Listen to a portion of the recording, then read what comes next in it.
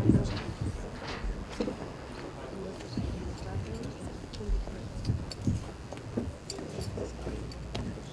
Thank you for these very kind words of introduction.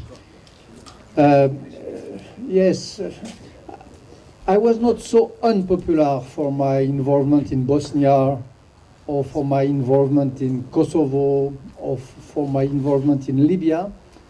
But if there is one involvement which sometimes has made me unpopular in my country, which is France, it is my commitment to Israel, the Jewish faith, the Jewish values. It is my will since my youth to bear that as a flag in all my deeds, in all my acts. This sometimes has been a problem more than the rest. And tonight we are here, you are here since this morning for a few days in order to discuss precisely this topic, if I understood well, which is the challenges which the Jewish world has to face today and in the next years and decades. And this is about what I would like to give you a few remarks. My personal view, fed by my long observation now of what is happening here and in the Jewry in general. I have been here in many sorts of moments, as it was just said, in peaceful and joyful moments, and also in critical moments. The last one was the war in Gaza. I think that I was probably the first non-military, the first civilians to enter in Gaza during the fights, during the war, with a special unit of Tzahal, as I did during the Second Lebanon War on the northern border of Israel. Equally, also with the Golani unit at this time in 2008, summer 2008. So, according to what I observed since 40 years, and recently, I would like to tell you how I feel these challenges which we are facing in the near future. The first challenge which we face and which you, JPPI, clearly and apparently brilliantly achieve is the unity of Jewish people. Unity of Jewish people, I don't mean differences of political sensibility. I don't mean that there should be a unity between the right and the left. There is no democracy when you don't have real political quarrels, real and radical divisions. This is great. It is the democracy and the Jewry itself. But I mean between diaspora and Israel. I remember when I first came here, 1967, there was some real debates about that.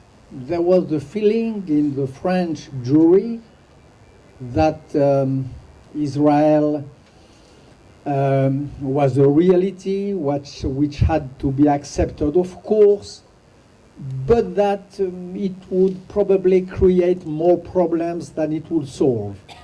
You had in France, in Europe, a very strong trend of anti-Zionism, and you had a lot of intellectuals in France, in Europe, who felt very strongly the idea that it was sort of a pity that at the time when borders were erased, when continental units that, like Europe, were built, it was sort of a pity that the Jewish people could maybe get rid of his values, cosmopolitic values, in order to build a sort of Hegelian nation state.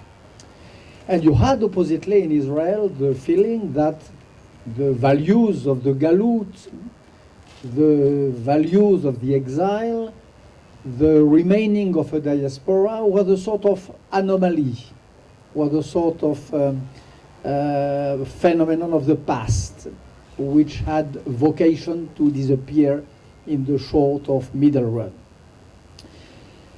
One of the good news of the last years or decades, a good news that you seem to embody, is that this old debate seems over. Old debate beginning much before the creation of Israel itself. You remember, I remember, and you do, of course, for example, the debate in the 20s between Gershom Scholem and his best friend Franz Rosenzweig, quarreling about the question of Israel or not Israel, building the Yishuv or staying in the School of Studies in Berlin. They were best friends. They became nearly enemies. It was a real philosophical, metaphysical quarrel about the very values of being a Jew. Two different ways of being a Jew, which seemed to be incompatible, which seemed to be stranger to each other. Today, it seems, it looks like, and you are the proof of that, diaspora and Israel, the tradition of the kings and the tradition of the prophets, the tradition of Abraham and of Jacob, whichever way you express it, are like the two pillars of the Jewish world, and that one cannot work without the other. We in diaspora know, each of us, that without Israel, a big part, maybe most of our human pride, way of standing firm, would not be here, would vanish. We know that. We know that whatever can be the problems here, whichever could be the mistakes of this or that government, the very existence of Israel, the very embodiment in this country of Jewish values, gives pride, strength to every Jew in the world.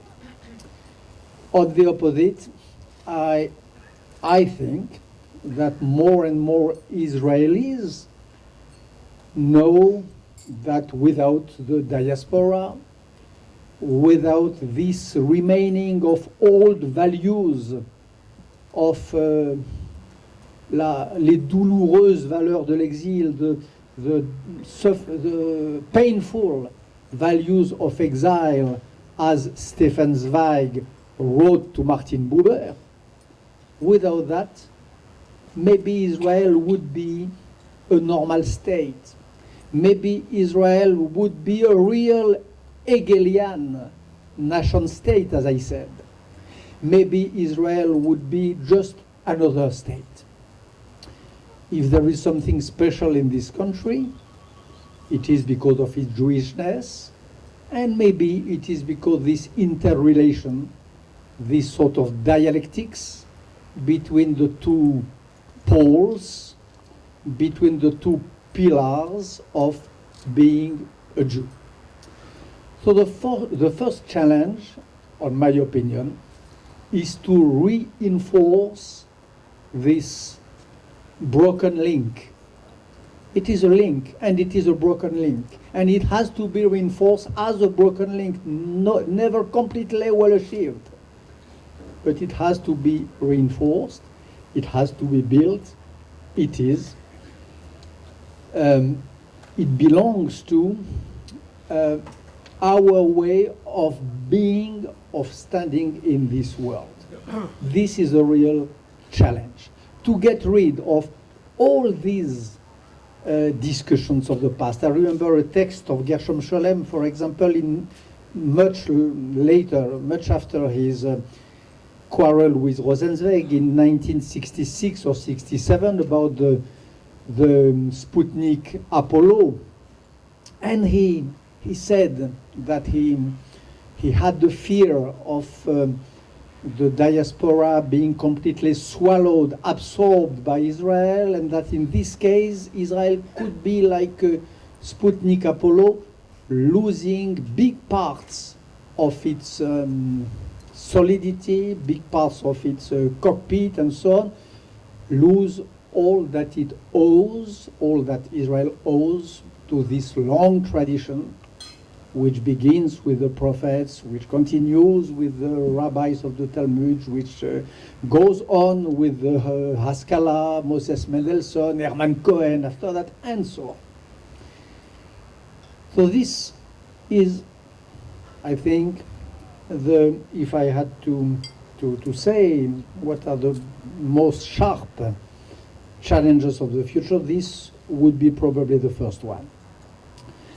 The second challenge which we face is the challenge represented by the fact that we Jews of diaspora and of Israel, we are without any doubt, today under attack.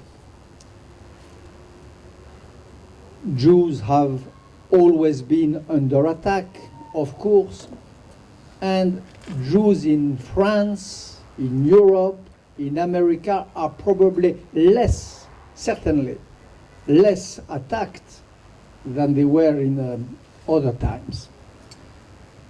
Nothing comparable with the hottest times of European anti-Semitism, thanks God. But nevertheless, there is a real rise of anti-Semitism in Europe and in America. And the challenge which we have to face today, since the problem is the challenges, is to recognize this anti-Semitism under its true, genuine, and new face. It has nearly nothing to do with the old ones, the Christian anti-Semitism, the enlightened anti-Semitism of Voltaire, the national anti-Semitism of Hegel, and so on. There is a lot of sorts of anti-Semitism which have been sort of discarded by history. And the worst of all of them, the racial race based on the supposed idea of race, anti-Semitism, all that belongs probably to the past. The challenge we have to face is the new shape of the old anti-Semitism, a new system of credential, of legitimacy, a new way for anti-Semitism to be expressed, to be put into words, which more or less, I said that many times in many books or texts, goes around the hatred of Israel. Anti-Zionism, if I had to be more precise, I would say that the real shape of the new virus, there is a mutation of the anti-Semitic virus through ages. The new shape is probably the triangulation of denial of Holocaust, competition of victims, and hate of Israel. You have today in Pakistan, in the Asiatic Islam world, in the Arab Islamic world, in Europe, and sometimes, more and more, also in some parts, still hopefully minority, but in America, a new sort of catalyst, which says, in one word, Jews are these terrible people who sort of invented the tale of their martyrdom, who did that in order to overshadow the martyrdom of other peoples, especially the Palestinians. And they do that under the behalf and in order to reinforce and to strengthen this bad state of Israel. These three topics, denial of Holocaust or semi-denial, the idea that there is no room in the human heart or in our times for 2 or 3 victims, there should be only one, and the idea of Israel being as itself an illegitimate and criminal state, the three together makes a terrible spark, a terrible energy which is able to put fire in stupid brains and sometimes in brains which are not so stupid. I could quote a lot of examples for especially in my country. So the challenge is to recognize this new anti-Semitism, which has little to do with the former shapes which it took in the past, and also to recognize the new face of the danger which Israel is confronted to, both of the two things being, of course, completely linked. When I look at the situation of Israel since a few years, and I took really I understood what I'm going to tell you now really and concretely in my flesh when I was in the northern border of Israel during the Lebanon War of July 2008. The new situation which Israel faces today, Israel has always been, of course, considered as illegitimate. It has always been the only state in the world which has not only to exist, but which has to prove its legitimacy to exist. You know all that, of course. This is nothing new. What is new, first of all, is the fact that Israel might have today less friends than we had in the past. I remember when I came here first time in June '67, the 6th day of the War of the 6 Days, in my country, which is the case which I know better, we had great voices which really supported Israel. The best French intellectuals, the most respected intellectuals of France were really in support of Israel. I would quote only 2 examples. Jean-Paul Sartre, being a leftist, an extreme leftist, a Maoist, a friend of the Palestinians.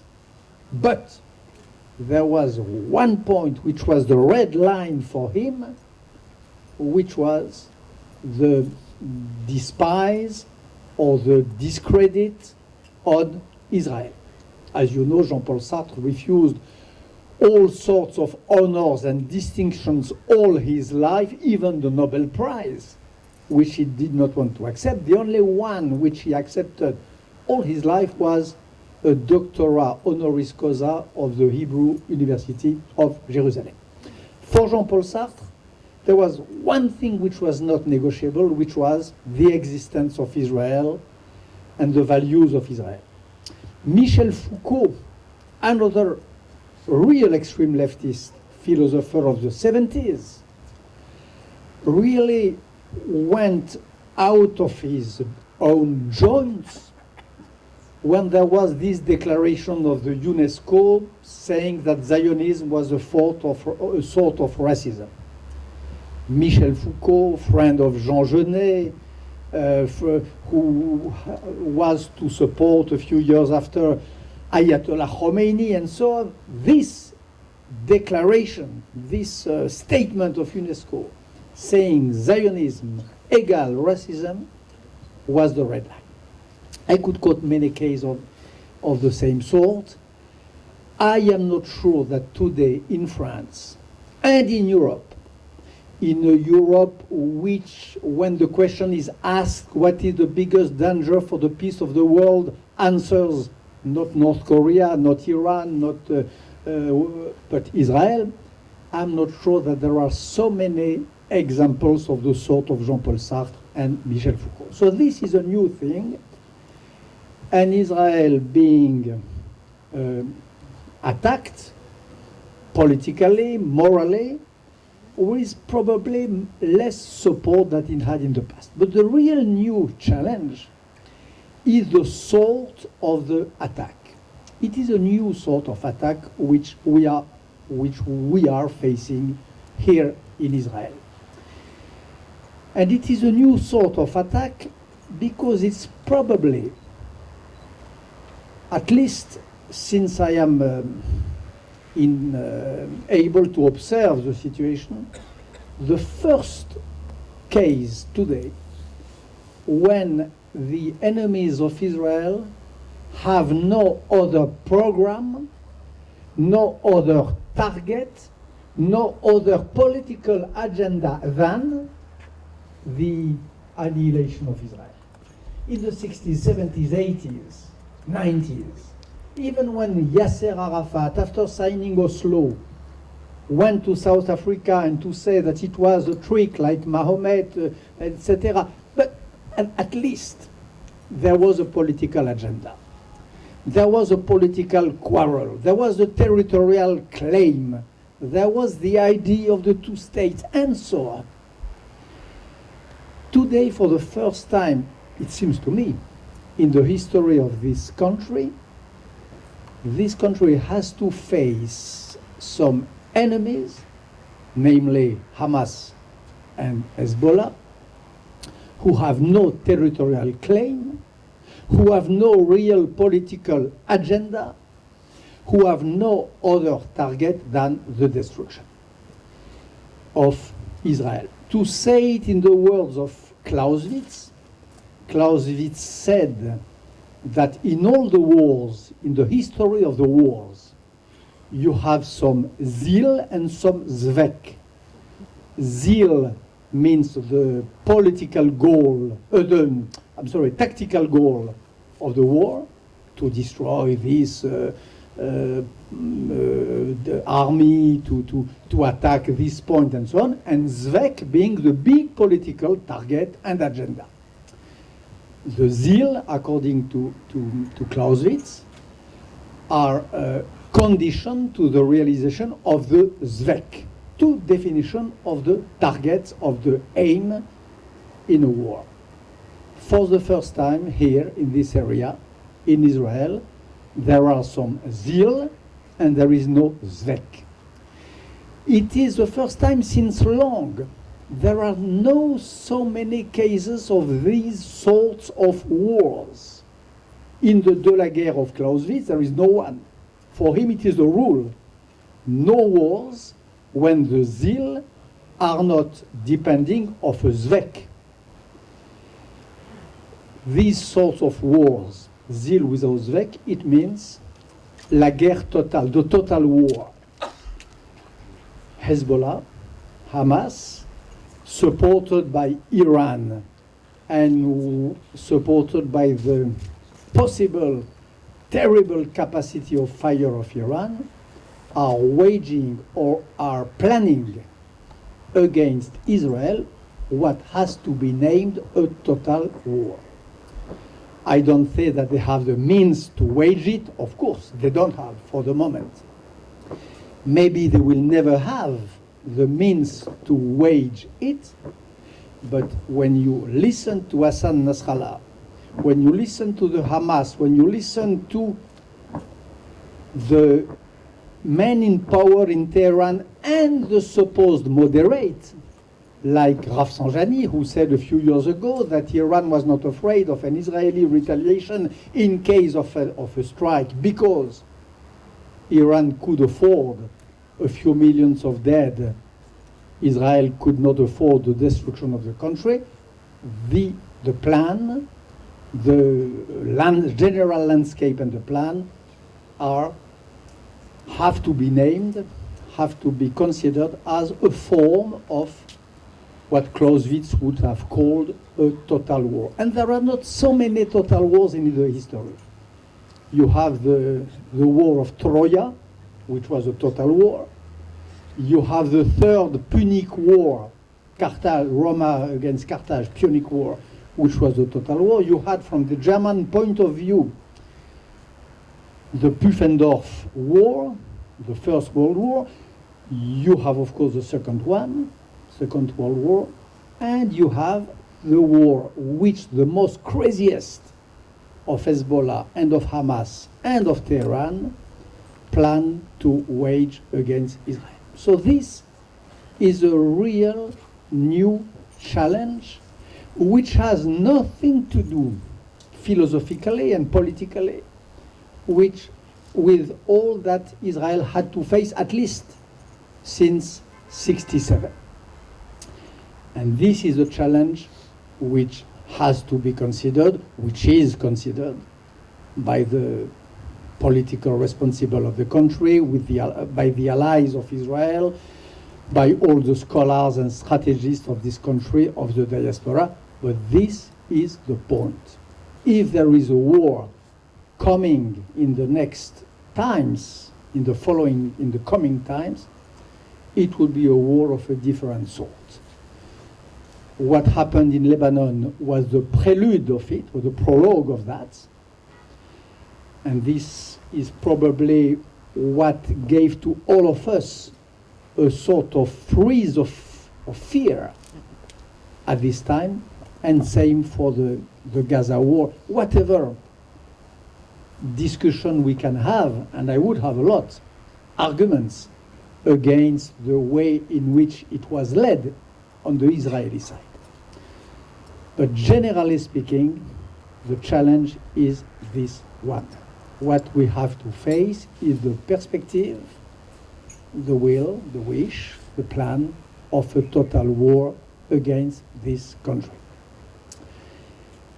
Now the third challenge, I would express it in the following way.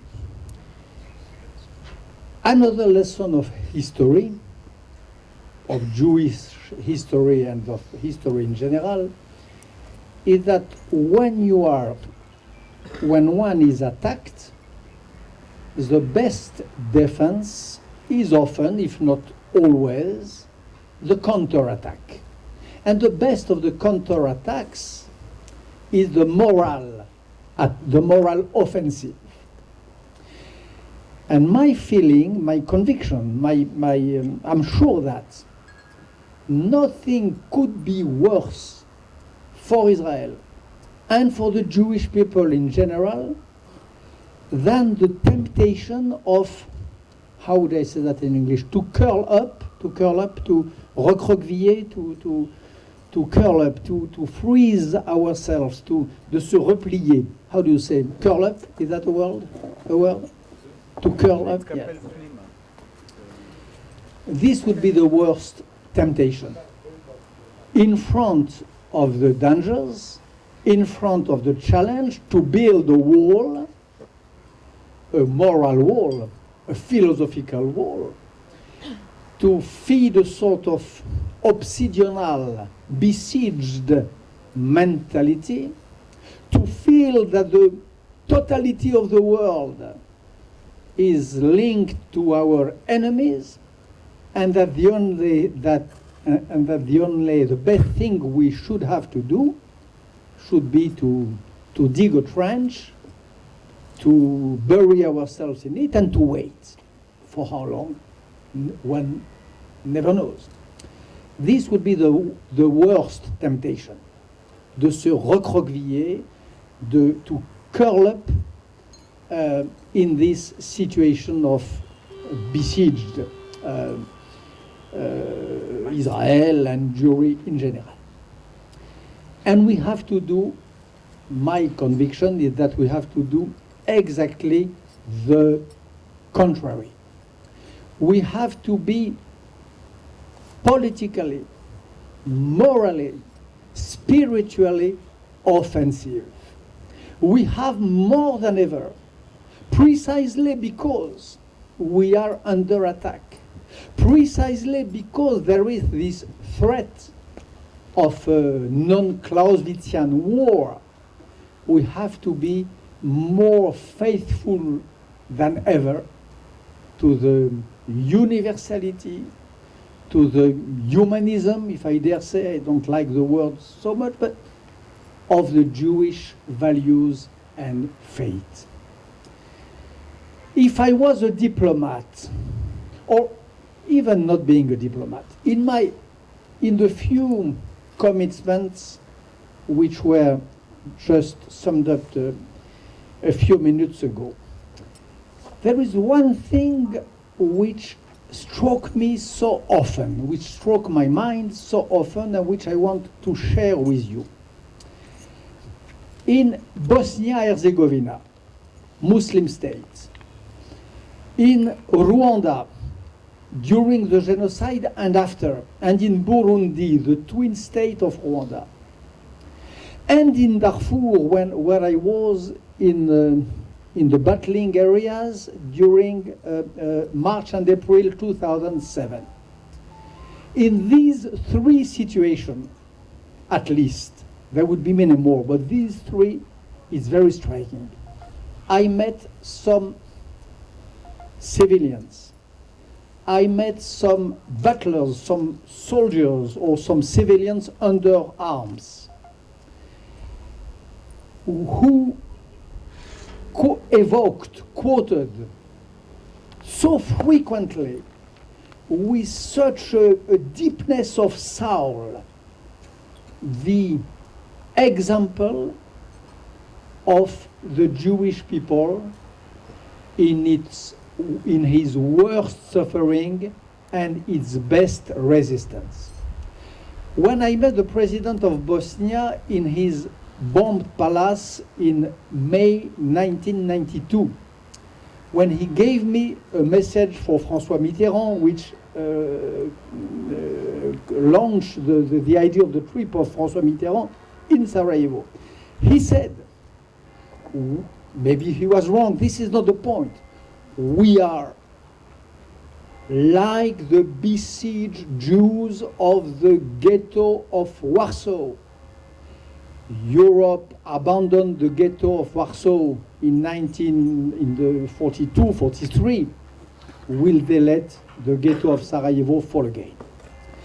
Rwanda, Burundi, the discourse was the same. We are facing a bloodbath, a slaughter, which on the scale of which the Shoah is the hugest case, which is somewhere there, but in this same scale. The resistance of the Jews against the Shoah inspire us. The abandonment of the Jews by the Allies during these times despair us. The example was the example of the Jews. In Darfur, the same. What I want to say by that is the fact that there is all around the world a lot of peoples, a lot of countries who consider themselves as brothers in a sort of brotherhood with the Jewish destiny. And they are just waiting in the abandonment where they are.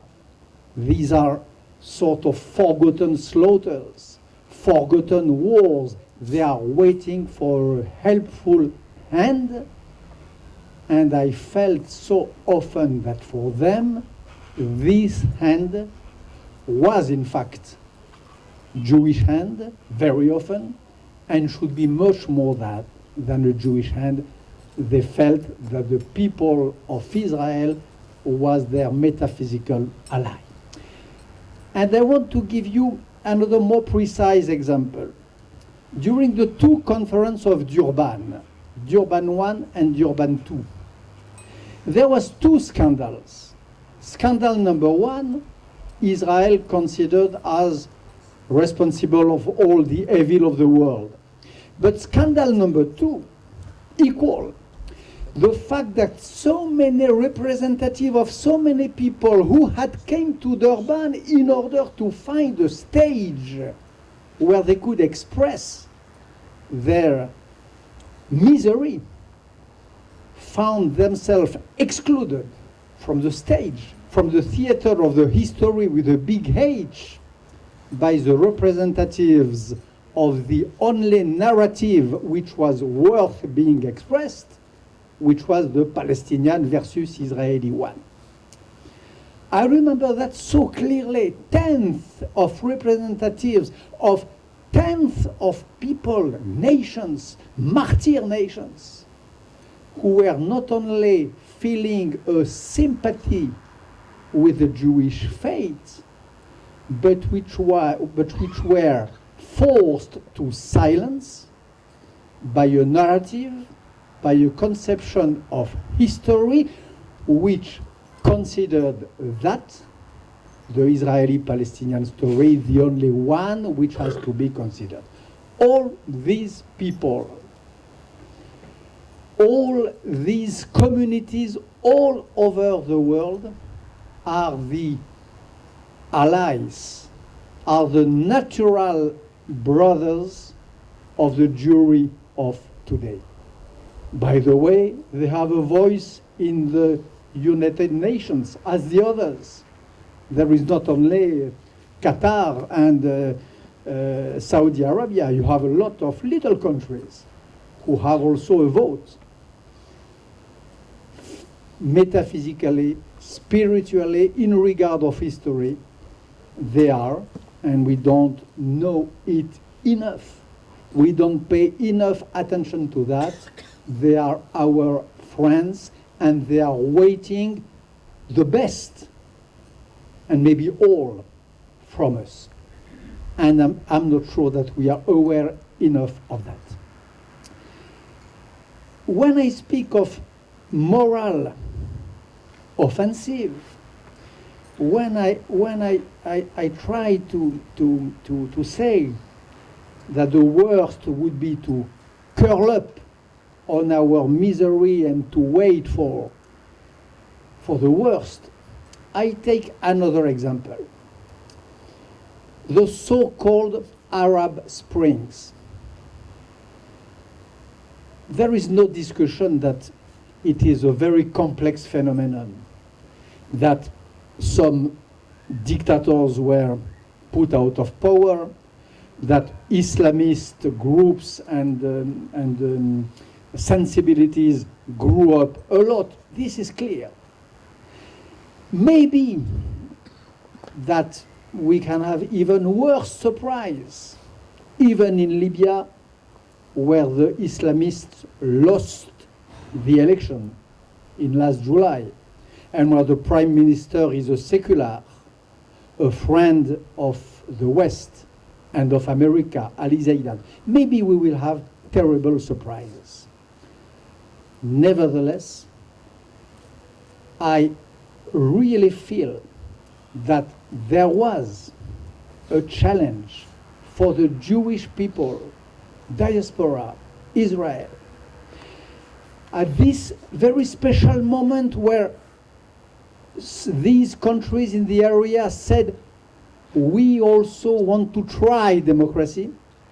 There was a challenge to accept the attempt, to try to do our best to help, whatever the conclusion, whatever they can, this or that people can do with the key which we contribute to give or to offer.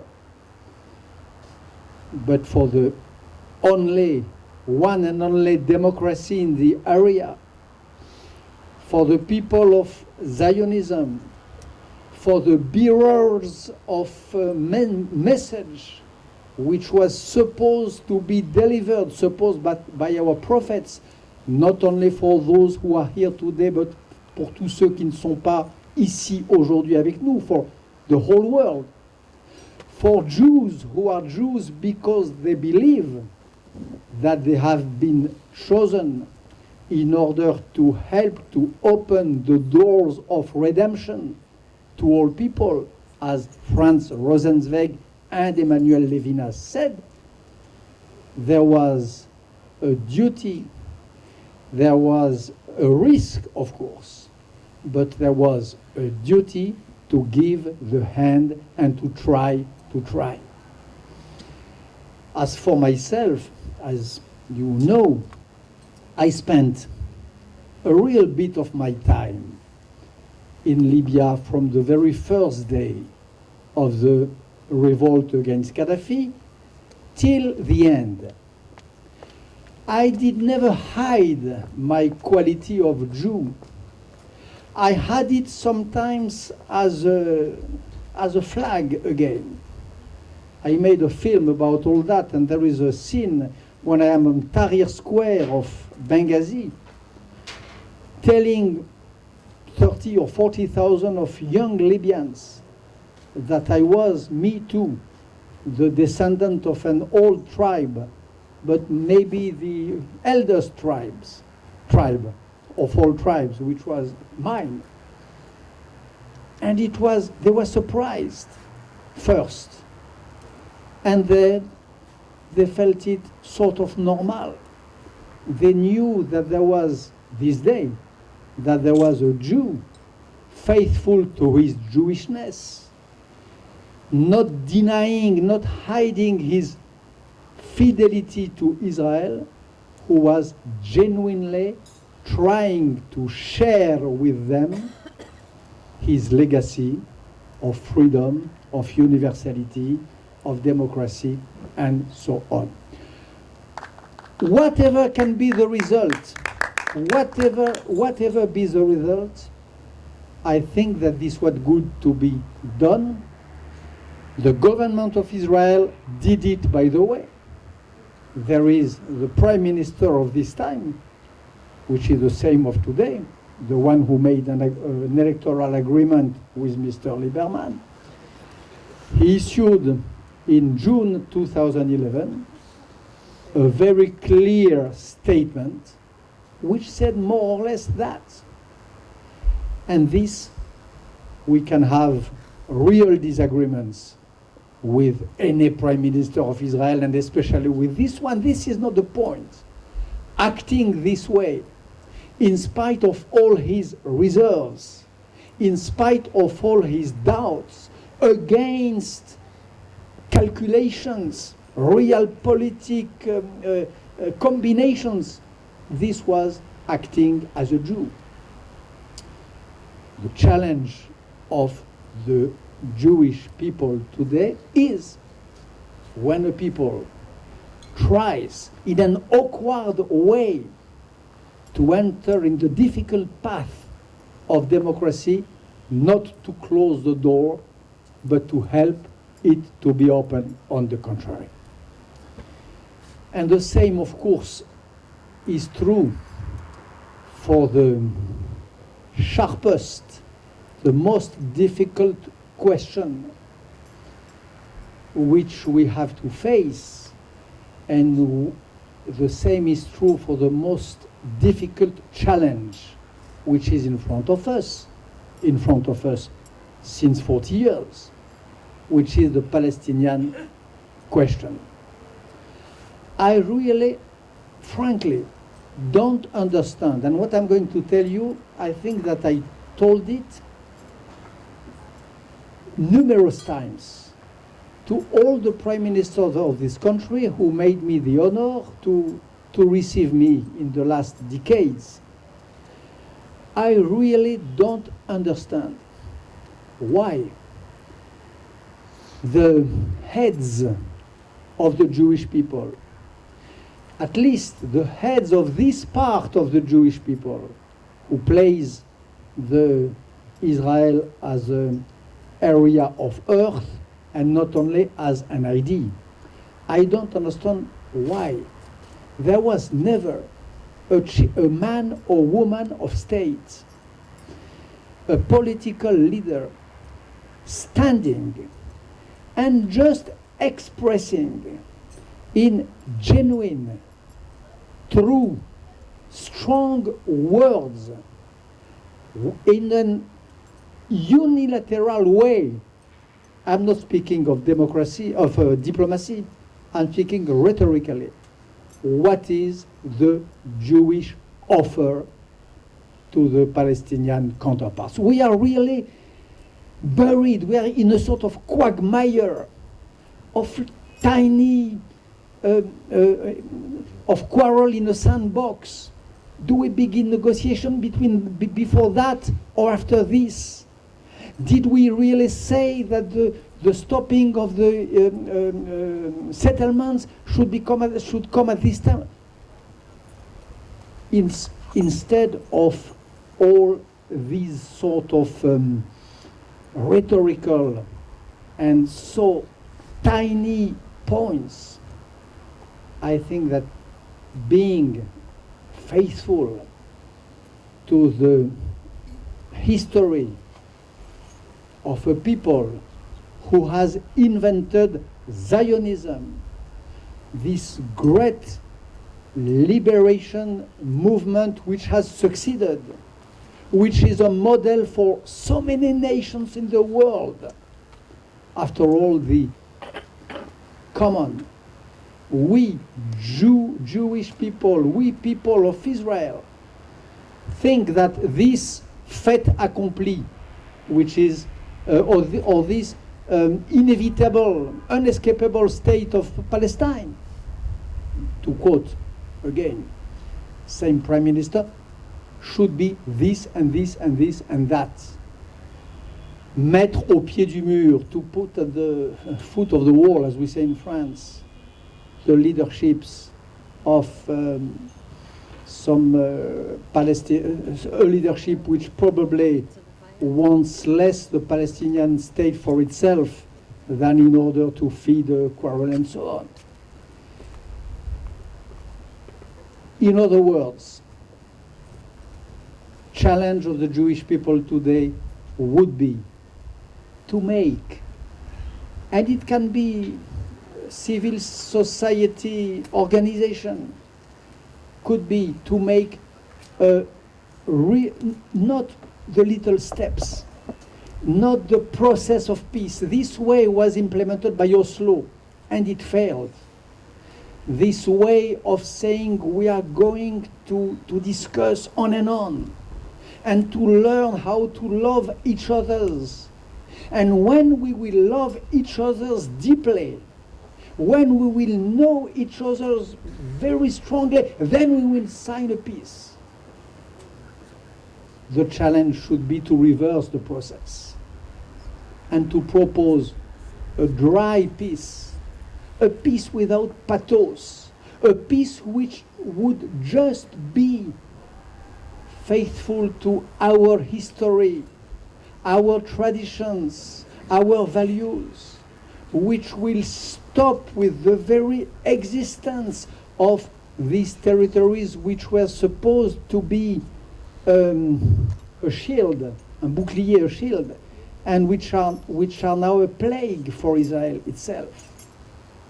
To be faithful to our values, to take this challenge could be that.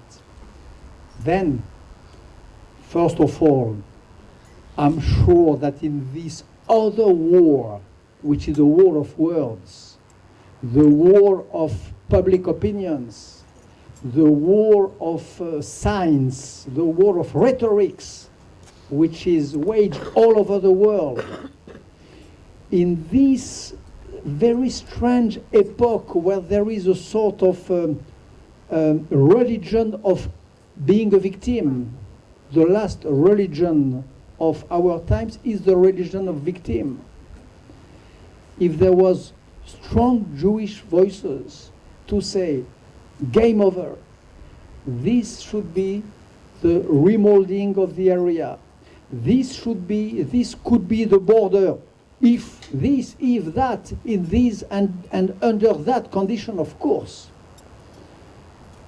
there would be a huge tactical and strategical advantage for Israel, but more important than that, there would be the feeling for all the people of these countries and for all those who feel linked, devoted to Israel, a sigh of relief, the feeling of world Jewry reconnecting with the best of its heritage.